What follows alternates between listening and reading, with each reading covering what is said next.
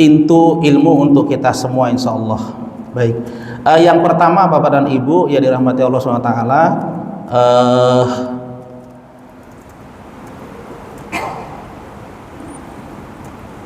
tentang bagaimana kita mendapatkan sahabat yang soleh. Ibu, ada hadis Rasulullah ya, bahwa ruh ibu, ada ruhnya nggak Bu? Ibu punya ruh nggak? Iya punya dong. Kalau nggak punya, nggak di atas bumi, di bawah bumi. Ya. Kalau ada ruhnya, nggak ada jasadnya apa Bu? Ibu kabur, ya kan? Ya, sean, ya kan? Bagaimana supaya kita dapat teman yang soleh? Ibu perhatiin, ruh itu seperti prajurit. Ruh itu dia matching sesama ruh. Ruh orang soleh akan senang ketemu sama ruh orang soleh, ya kan? Nah, bagaimana makanya kita supaya dapat teman yang soleh? Maka pertama, ya kita solehkan diri kita. Kemudian kita bagaimana berkomunitas dengan orang-orang yang baik. Makanya Allah mengatakan, ya ayyuhalladzina amanu ittaqullaha wa kunu ma'as shodiqin. Hai orang-orang yang beriman, bertakwalah kepada Allah dan selalulah bersama dengan orang-orang yang baik. Jadi supaya dapat teman yang baik, kita selalu bersama dengan orang yang baik gitu. Kan gini Bu, kadang ada orang lihat orang baik tapi sebel, ada kan? Ada. Karena ruh tuh emang gitu. Kalau ruhnya emang dia buruk, lihat orang melakukan kebaikan, dia nggak suka, gitu kan?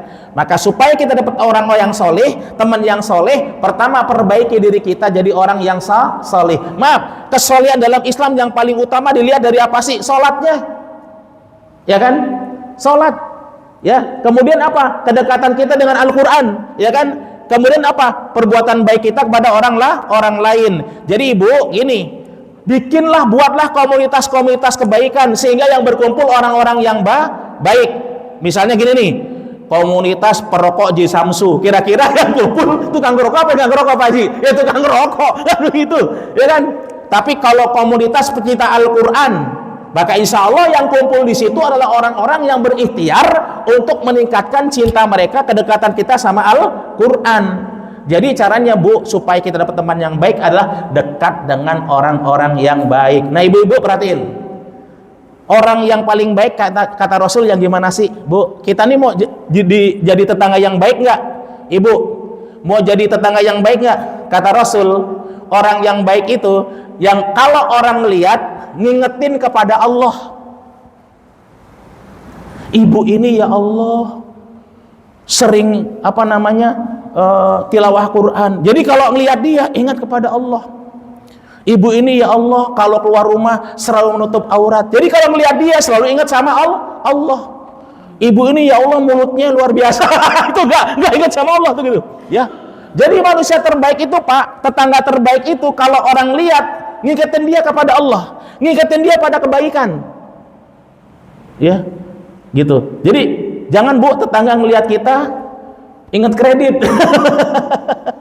Ini Bu ya. Jadi itu Bu, cara kita mendapatkan teman yang soleh adalah kita tentu berkomunitas dengan orang-orang yang baik. Termasuk MTQ ini insya Allah komunitas orang yang baik. Yang kedua Bapak dan Ibu, pertanyaannya adalah Syiah dan Sunni. Apa tandanya Syiah? Selain tadi yang saya sebutkan, kita bisa menyaksikannya kalau dalam sholat. Tapi memang agak sulit karena mereka pakai konsep takiyah. Apa tuh takiyah? Berpura-pura. Jadi kalau Syiah itu bersama orang Sunni, dia jadi Sunni. Ya, sama orang Muhammadiyah jadi Muhammadiyah. Sama orang itu jadi orang Nahdien, gitu. Jadi pakai takiyah, ya. Jadi memang apalagi minoritas mereka. Begitu, ya kan? Jadi dalam sholatnya ada gerakan-gerakan yang memang berbeda. Kalau kata Ustadz Al-Hidayat sebelum salam nepokin tangannya. Assalamualaikum. Kayak pramuka. Jadi gitu kurang lebihnya Pak. Itu tanda-tanda secara yang bisa kita lihat secara kasat mata, ya. Kemudian Ibu, Bapak, sebetulnya saya sendiri agak bertafakur gitu ya. Kejadian Iran menyerang Israel atau Israel menyerang Iran ini seperti ketika Rasulullah masih tinggal di Mekah. Waktu itu turun surat Ar-Rum. Surat Ar-Rum itu menjelaskan ayat kedua dan ketiga, firman Allah menjelaskan ke Rasulullah bahwa akan terjadi peperangan antara Romawi dan Persia. Pada awal peperangan yang menang Persia, tapi di akhir peperangan yang menang Romawi. Nah, Rasul dan sahabat lebih seneng yang menang Romawi. Lebih menguntungkan yang menang Romawi daripada Persia gitu. Nah, hari ini kita mendapatkan tuh ada korelasinya. Hari ini kita nggak sepakat ideologinya sama Syiah. Apalagi sama Israel yang dilaknat sama Allah, tapi lebih menguntungkan Islam yang menang yang mana? Tentu Iran gitu kan. Walaupun ideologi ini kita nggak sepakat. Bahkan gini Bu, Ibu percaya nggak? Pejuang-pejuang Hamas itu mereka Bu udah hilang semua kecuali imannya. Rumahnya hancur, hartanya habis, keluarganya pun habis. Yang ada tinggal iman mereka. Ya, tapi ada maaf, ada faktanya ada. Kalau saya lihat di medsos tuh mereka komen-komennya luar biasa. Yang jangankan doain pejuang Palestina, yang jangankan nyumbang, bahkan mereka memfitnah Hamas katanya Syiah. Kenapa? Karena dia mau menerima bantuan dari Iran. Ibu tahu nggak? Ketika perang Hunain, Ibu, perang Hunain, Rasulullah nyewa senjata, minjem senjata dari orang musyrik.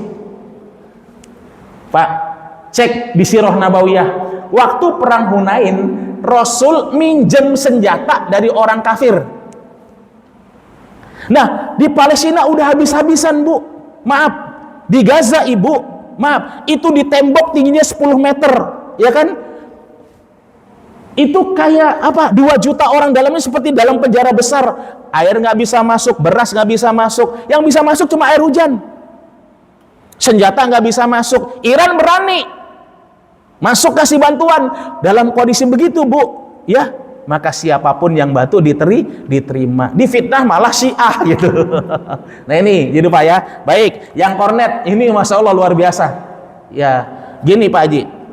Jadi memang dakwah itu ada marhalahnya, termasuk marhalah makaniyah. Ada tahapan-tahapannya. Kalau kita di sini, kalau secara apa namanya internal kita mah insya Allah Bu tiap hari makan daging bisa Bu ya, amin ya gitu. Tapi kalau masyarakat sekitar kita, jadi itulah jadi prioritas Pak, masih membutuhkan. Maaf panitia kemarin ya, itu kemarin kuponnya kelebihan apa enggak, kurang enggak dagingnya kemarin? Lebih. Wah, alhamdulillah kalau lebih. Mudah-mudahan lebih terus. Ya, jadi di daerah sini juga ada yang membutuhkan. Nah, kalau ke depan lebihnya memang lebih dalam arti yang kebutuhan masyarakat sini sudah bisa kita akomodasi, ya kan? Maka itu bisa jadi menjadi alternatif gitu, ya kan? Jadi dibuat kornet Pak, tapi disembelihnya harus di hari tasyrik. Disembelihnya harus hari tasyrik. Sembelih, dagingnya diproses langsung bikin kornet, karena kornet bisa tahunan Bu ya. Yang biasa makan kornet ngangguk-ngangguk. Nah gitu ya. Jadi ini memang bisa solusi. Apalagi kalau haji Pak, yang bayar dam, yang kurban, kan banyak banget kan gitu. Baik itu. Sosok Dajjal. Ya, kalau Dajjal Pak Haji, anak biologisnya nggak ada. Anak ideologisnya yang banyak. Yahudi itu anak ideologisnya, ya kan? Ya kan? Kemudian apa namanya? Indiahe itu musyrikin, itu anak ideologisnya.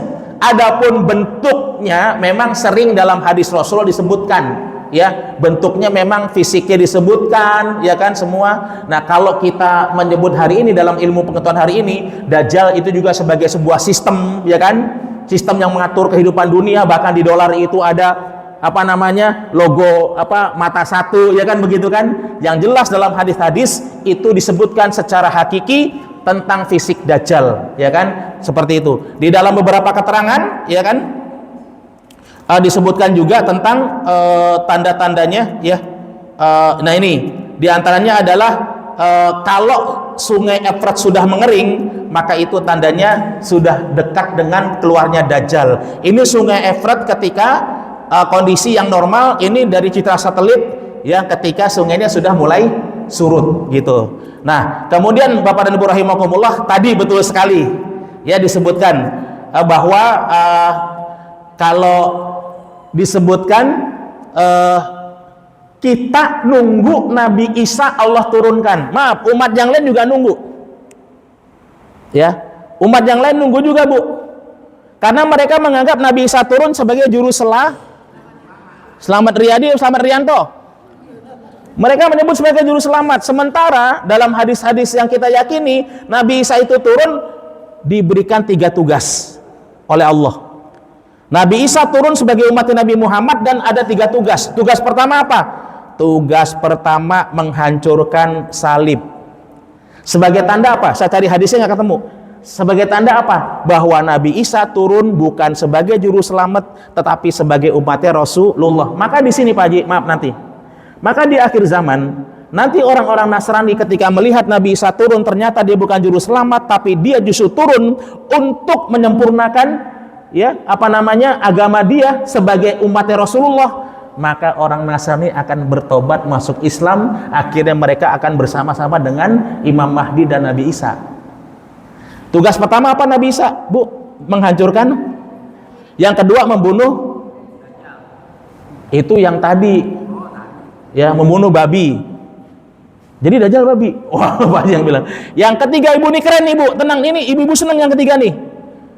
Nabi Isa turun nanti membebaskan pajak. Bu, ada orang pajak sini, Bu. Nabi Isa turun nanti bebasin pajak, bebasin jizyah. Ibu maaf, negara yang maju, yang makmur, pajaknya gede apa kecil? Oh, ibu-ibu pinter ya. Nanti saking makmurnya nggak ada pajak, Bu. Nggak ada pajak saking makmurnya. Maka Nabi Isa, nanti Imam Mahdi, Allah telah tunjuk Imam Mahdi akan memimpin manusia. Nanti, Bu, dunia itu aman, damai, tentrem, tertora, harjo, baldatun, toyibatun, warobun, gofur. Gitu Pak Haji. Nanti orang Nasrani begitu melihat Nabi Isa ternyata turun menghancurkan salib sebagai simbol dia bukan umat juru selamat, tapi dia umat Rasulullah. Umat Nasrani akan taubat, masuk ke Islam, jadi ngikutin Nabi Isa dan Imam Mahdi. Gitu Pak Haji ya. Baik. Yang keempat tadi bagaimana supaya kita bisa selalu dekat dengan Al-Quran, Bu ya. Kalau kita dekat sama Al-Quran, yang jauh siapa? Setan. Kalau kita jauh dari Al-Quran, yang dekat siapa? Setan. Makanya Ibu gini, jadilah, gini Bu, ada hadis Rasulullah, inna lillahi ahlina minan nas, sesungguhnya Allah punya keluarga di antara manusia. Bu, keluarga tuh jauh apa dekat? Dekat. Saking dekatnya orang ini sama Allah, nanti disebut keluarganya Allah. Inna lillahi ahlina minan nas, sesungguhnya manusia di antara manusia dan jadi keluarganya Allah. Sahabat bertanya, ya Rasulullah, man hum? Ya Rasul, siapa mereka yang jadi keluarganya Allah? Apa jawab Rasul? Hum ahlul Quran, hum ahlullah wa khassatuhu. Mereka adalah para ahli Al-Quran, mereka adalah keluarganya Allah dan hamba-hamba pilihan Allah. Hamba apa, Bu? Pilihan Allah, hamba spesial. Hamba apa, Bu? Spesial. Nasi goreng enak nggak, Bu? Nasi goreng spesial lebih enak. Jadi gitu, Bu. Gimana cara jadi ahli Al-Quran? Perhatikan, Bu. Saya sering dengar ceramah Ustadz Adi Hidayat. Yang disebut ahli Al-Quran bukan cuma orang yang hafiz atau hafidhoh dan berusaha mengamalkan Al-Quran. Yang disebut ahli Al-Quran bukan cuma orang yang bacaannya tartil, makhrajnya pas, tajwidnya bagus, tapi termasuk yang dimaksud ahli Al-Quran juga adalah orang yang selalu belajar Al-Quran dengan seorang guru, bertalaki dengan seorang guru, meskipun masih terbata-bata, maka insya Allah kata Ustaz Adi Hidayat, dia termasuk ahli Al-Quran. Makanya Masya Allah Bapak Ibu, kalau ibu-ibu ada pengajian tahsinnya nggak, Bu? Bapak-bapak yang datang berapa? Makanya ya Bu RT ya, kita pernah ngobrol Bu RT ya, kalau ibu mau luar biasa, bapak ini nih gitu kan. Nah nih, jadi supaya di ahli Al-Quran lah, dekat kita sama orang yang juga ahli Al-Quran. Kalau kita dekat sama Al-Quran, insya Allah jauh dari setan gitu, Bu. Ibu udah ngaji Al-Quran, Bu? Tahsin udah? Insya Allah baik. Baik Bapak Ibu rahimakumullah, tentunya jawabannya tidak memuaskan, tapi mudah-mudahan penuh manfaat buat kita. Ya, kita niatkan semata-mata mencari ibu jalan Allah. Wallahu a'lam bishawab. Silakan Bu MC.